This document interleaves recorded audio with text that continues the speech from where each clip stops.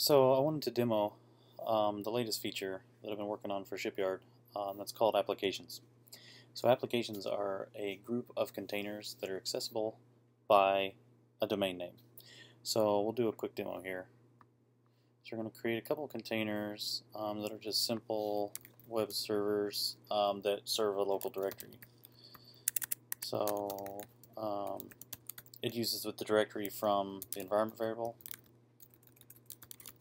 And we're going to create two containers with different directories to show the load balancing between the two. Let's create the first one, we'll create another one.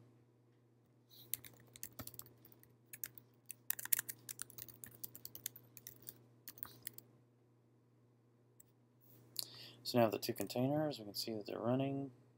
So there's the first one. And the second, and we can see they're both serving the two different directories. So now what we'll do is we'll create an application. So we're going to create just called simple, and for the domain name we're just going to use a local accessible domain. All I've done here is in my Etsy host file I've added an entry for the Shipyard Vagrant VM to just be simple.local.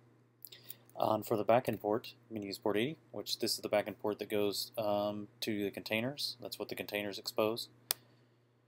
So we now have the application. If we hit it now, we should get a 502, which says, hey, it's not responding. There's no containers attached. So what we'll do now is we'll go in. We can see, general stats, backend ports, protocols, memory limits.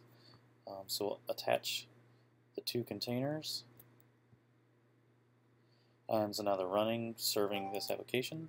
So if we refresh now, we now we can now serve, the containers are serving on that domain.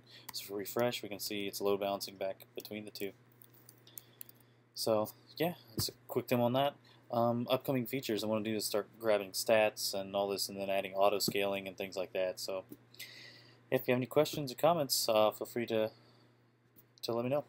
Thanks.